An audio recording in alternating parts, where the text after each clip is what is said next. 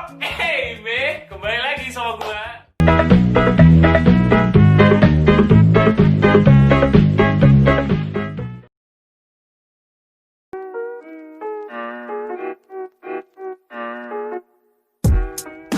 Assalamualaikum warahmatullahi wabarakatuh.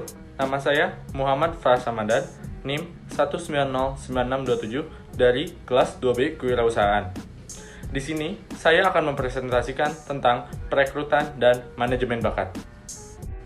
Sebelumnya, perkenalkan teman saya. Nama saya Muhammad Arif Al-Faqih, NIM 1908769. Nama saya Fauza Nur Hidayatullah, NIM 1901208. Pada era globalisasi, persaingan dalam dunia bisnis semakin ketat. Hal itu diakibatkan oleh banyaknya perusahaan yang berkompetisi dalam menguasai pasar. Karena globalisasi menantang para pelaku bisnis dalam mempertahankan peluang yang dimilikinya dan merebut peluang baru yang ada di depannya. Perusahaan harus mengoptimalkan segenap sumber daya yang dimiliki guna mengatasi para pesaingnya. Sumber daya yang dimiliki terbatas, sehingga perusahaan harus mengelola secara efektif dan efisien. Apapun jenis sumber daya yang dimiliki oleh suatu organisasi atau perusahaan, sumber daya manusia tetap menempati kedudukan paling strategis dan sangat penting di antara sumber daya yang lain. Bagaimanapun berlimpahnya sumber daya alam tanpa didukung SDM yang berkualitas dan profesional, proses produksi tidak akan berjalan efektif dan efisien. Salah satu kunci utama dalam menciptakan sumber daya manusia yang profesional adalah terletak pada proses rekrutmen, seleksi, training and development calon tenaga kerja. Mencari tenaga kerja yang profesional dan berkualitas tidaklah gampang. Merupakan sebuah kewajiban dalam sebuah organisasi atau perusahaan harus melakukan penyaringan untuk anggota atau para pekerja yang baru. Untuk itulah, rekrutmen tenaga kerja dibutuhkan untuk menyaring para pelamar yang ingin melamar. Dalam organisasi, rekrutmen ini menjadi salah satu proses yang penting dalam menentukan baik tidaknya pelamar yang akan melamar pada organisasi tersebut. Adapun alasannya, jika terjadi lowongan pekerjaan dalam suatu organisasi atau perusahaan, maka lowongan tersebut haruslah diisi. Salah satu cara untuk mengisi lowongan tersebut adalah dengan cara melakukan proses rekrutmen. Setelah melakukan rekrutmen dan mendapatkan karyawan, kita sebagai top manager harus bisa menempatkan para karyawan kita sesuai dengan bidangnya. Hal itu sangat penting dilakukan, karena jika kita menempatkan karyawan kita sesuai dengan bidangnya, maka itu akan meningkatkan kinerja perusahaan kita, yang nantinya akan berdampak positif terhadap perusahaan kita. Selanjutnya, kita akan masuk ke materi. Pertama, saya akan menjelaskan tentang perekrutan. Di sini, ada pengertian perekrutan atau rekrutmen menurut para ahli. Yang pertama, menurut Sadili Samsudin, rekrutmen adalah proses mendapatkan sejumlah calon tenaga kerja yang qualified untuk jabatan atau pekerjaan tertentu dalam satu organisasi atau perusahaan. Selanjutnya ada menurut Rifai Sagala, rekrutmen adalah proses untuk mendapatkan sejumlah sumber daya manusia atau karyawan yang berkualitas untuk menduduki suatu jabatan atau pekerjaan dalam suatu perusahaan. Selanjutnya, ada menurut R. Waini Mondi.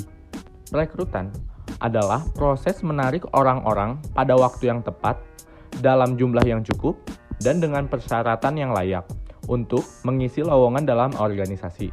Nah, dari pengertian di atas, dapat disimpulkan bahwa perekrutan atau rekrutmen adalah proses mencari, mendapatkan, dan mempengaruhi sumber daya manusia atau tenaga kerja dengan proses tertentu untuk mengisi lowongan pekerjaan yang disediakan oleh perusahaan. Tujuan perekrutan. Tujuan perekrutan secara umum yaitu untuk mendapatkan karyawan yang dapat memenuhi jabatan atau posisi yang dibutuhkan oleh perusahaan.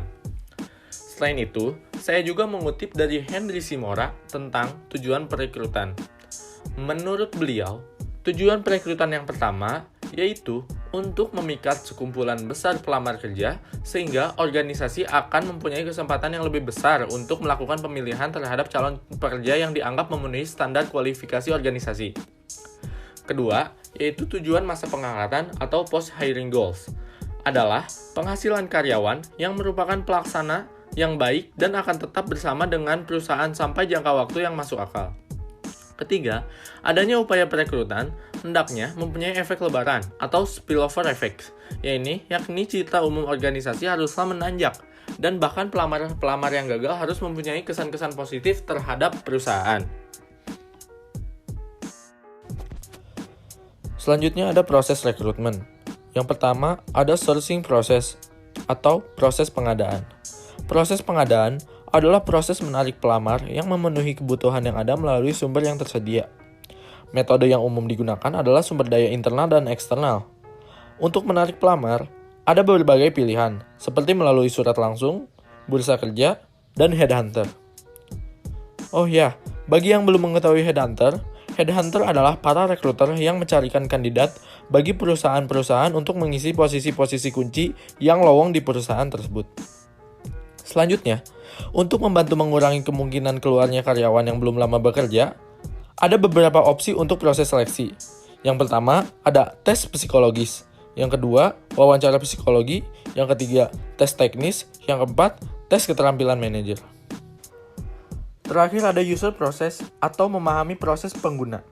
Memahami proses pengguna adalah proses menemukan orang yang tepat untuk posisi yang dibutuhkan atau tersedia, yang diperoleh dari kandidat yang ada yang sudah lulus proses seleksi. Secara umumnya, fase proses dilakukan sebagai berikut. Yang pertama, ada wawancara oleh direct user atau manager dan indirect user oleh director. Yang kedua, ada medical check-up. Yang ketiga, ada sign contact dan administration. Dan yang terakhir yaitu orientasi karyawan baru. Selanjutnya, ada metode rekrutmen. Metode rekrutmen atau perekrutan akan berpengaruh besar terhadap banyaknya lamaran yang masuk ke dalam perusahaan. Metode rekrutmen dibagi menjadi dua, yaitu ada metode tertutup dan metode terbuka. Yang pertama, ada metode tertutup. Metode tertutup adalah ketika penarikan hanya diinformasikan kepada para karyawan atau orang-orang tertentu saja. Akibatnya, lamaran yang masuk relatif sedikit, sehingga kesempatan untuk mendapatkan karyawan yang baik sulit. Selanjutnya ada metode terbuka. Metode terbuka adalah ketika penarikan diinformasikan secara luas dengan memasang iklan pada media massa, cetak, maupun elektronik agar luas ke masyarakat. Dengan metode terbuka, diharapkan lamaran banyak yang masuk, sehingga kesempatan untuk mendapatkan karyawan qualified lebih besar.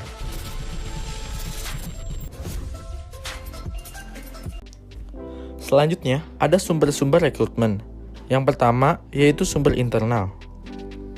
Sumber internal yaitu karyawan yang akan mengisi lowongan kerja yang diambil dari dalam perusahaan tersebut.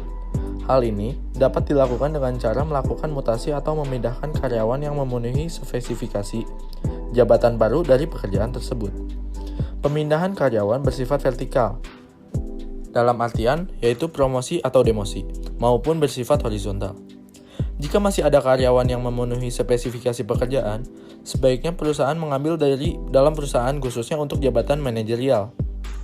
Hal ini sangat penting untuk memberikan kesempatan promosi bagi karyawan yang ada.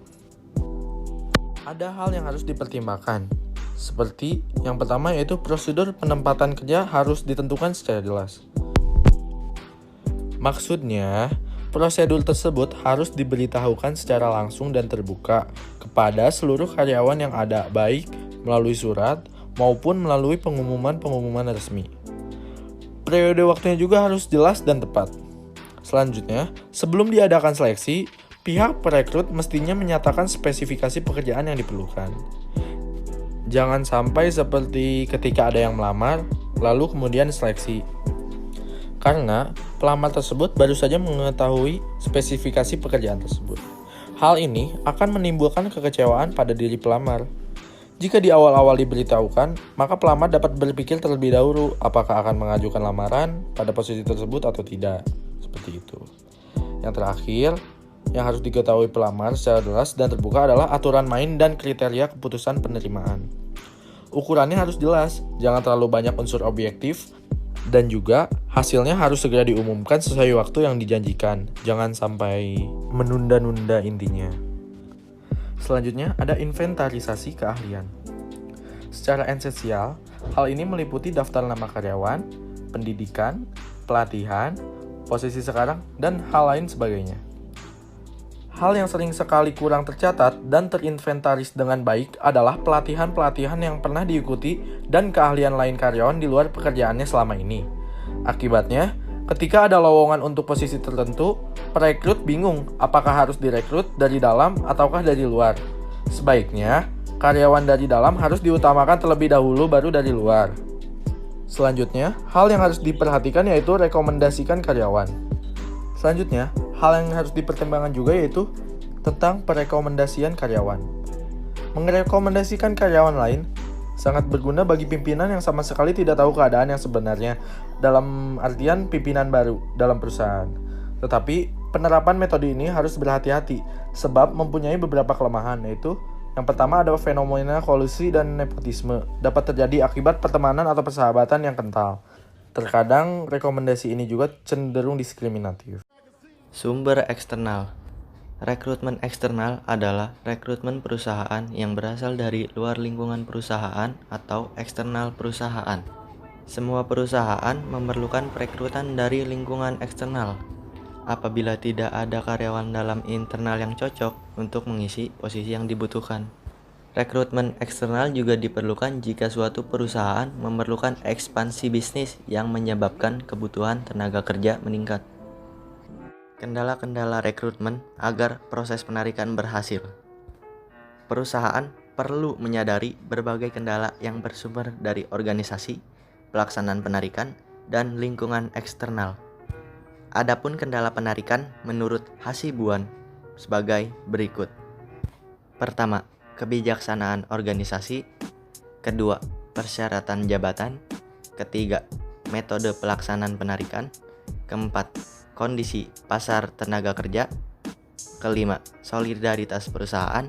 Keenam, kondisi-kondisi lingkungan eksternal. Manajemen bakat. Pengertian manajemen bakat menurut beberapa ahli.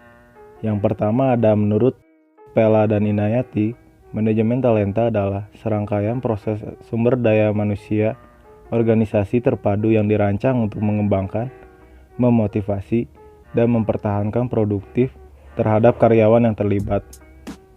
Yang selanjutnya menurut Davis, manajemen talenta adalah pendekatan korporat yang terencana dan terstruktur untuk merekrut, mempertahankan, dan mengembangkan orang-orang yang bertalenta dalam berorganisasi.